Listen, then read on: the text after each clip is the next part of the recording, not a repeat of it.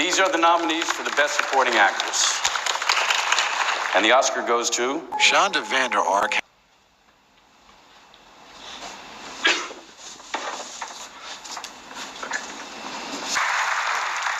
And the Oscar goes to... All right, Mr. Ferguson, can you please rise and raise your right hand? On this channel, we will remember Timothy Ferguson as described by the court and his siblings. Completely incapable and not loving, full of life, and always having a smile on his face. But in a system where we have checks in place to prevent something like this from happening, someone or multiple people failed. And did we really get justice for Timothy Ferguson? So let's talk about it. Copyright disclaimer under Section 107 of the Copyright Act 1976. Allowance is made for fair use for purposes such as criticism, comment, news reporting, scholarship, and research. Fair use is a use permitted by copyright statute that might otherwise be infringing. Nonprofit, educational, or personal use tips the balance in favor of fair use.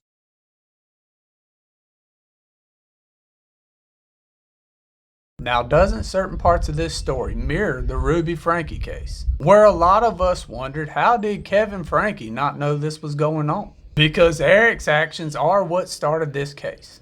It was reported that Eric called Shanda and said he was frustrated he couldn't handle Timothy anymore, and if she wasn't going to take him, he was going to have to turn her over to the state. Which in most cases, a lot of us would think that is perfectly okay. Except for this one. Because Shanda was never allowed to have custody of any of those children.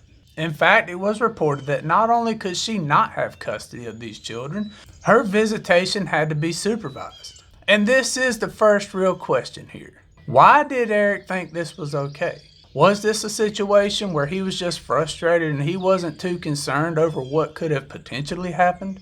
Or was this a situation where he was thinking absolutely nothing like this could have possibly happened?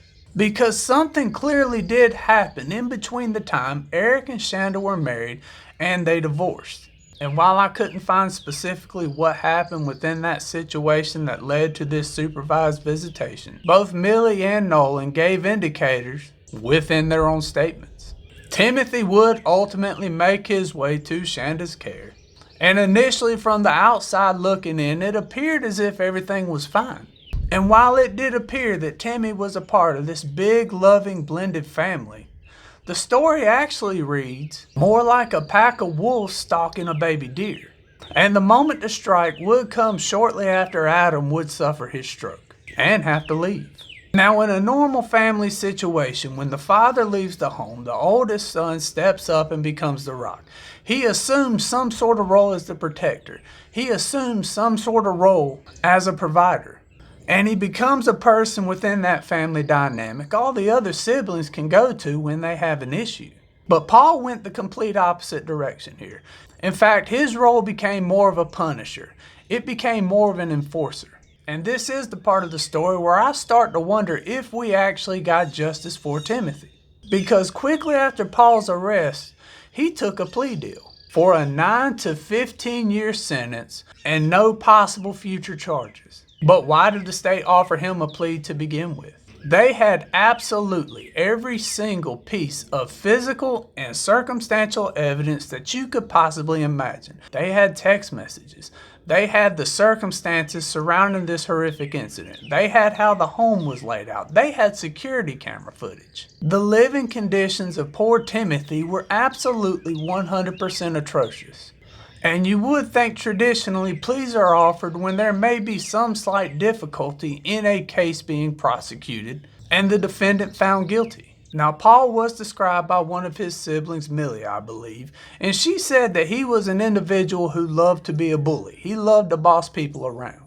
And was it not concerning that the state was fully ready to offer this guy a plea deal and have him get out on a lighter sentence? Now, thankfully, the judge stepped in, given the particular circumstances surrounding this crime, and called Paul one step below a psychopath. And he would wipe away that 9 to 15 year sentence and sentence Paul to 30 to 100 years. And how many of y'all thought it was absolutely ridiculous Paul had the nerve to sit there in front of the court and ask for mercy when he showed none to his little brother? He showed none to the one individual he was supposed to protect. And I don't personally think 30 to 100 years is nearly harsh enough given the circumstances surrounding the passing of Timothy. Now, Shanda's defense would step in and try to paint a different picture of this overall scenario. She would make the statement she couldn't get the proper medical help because she couldn't get a hold of Timothy's medical card. And they tried to say, given those circumstances, they did absolutely the best they could with him. But the reality is she could have called somebody. She could have took Timothy to a hospital. She could have taken him to a minute clinic. And in a worst case scenario, called protective services within the state of Michigan and said, hey, my child needs medical care. I don't have his medical card. What do I need to do to get him access to proper health care? She would also try to make the argument that the cameras set up inside the home were not for monitoring Timothy. She would say those were for her husband. He was disabled, and that camera system within inside the home allowed him to talk to other individuals within the house without having to navigate up and down stairs. And while a portion of that may be true, the overall argument seems to fall short in my opinion, because that does not explain why there was a camera inside that little closet where they locked up Timothy. Nor does that explain any of those horrific conversations found within those text messages. Now, it did seem Shanda's defense tried to, at the last minute, make a Hail Mary pass and say, well, given what she had to deal with when she grew up, and the suffering that she went through with her father and stepfather were a contributing factor to what had happened to Timothy. But once again, people grow up in horrific incidences all the time. I'm not saying it's okay, but a lot of those people grow up to be semi-functional or fully functional, but you certainly don't hear a whole lot of these people absolutely 100% doing something like this to another human being, let alone one of their own children. Not to mention that when she took the stand, she was extremely proud of the fact that she graduated magna cum laude at Liberty University and graduated with a 3.93 GPA at Cooley Law School. And is this not a wanna have my cake and eat it too argument? Is it not absolutely ridiculous to say that you suffer from these types of issues, but you're also able to graduate at the top of your class at multiple universities? Now, one of the most heartbreaking things surrounding this case was the fact that Timothy was very clearly loved by his family, but absolutely none of them were around to help him. Now, my initial thoughts were that the siblings could have done more, but after re-listening to their testimony, it was abundantly clear that if they would have actually known something like this was happening or was going to happen, both of them would have immediately jumped in.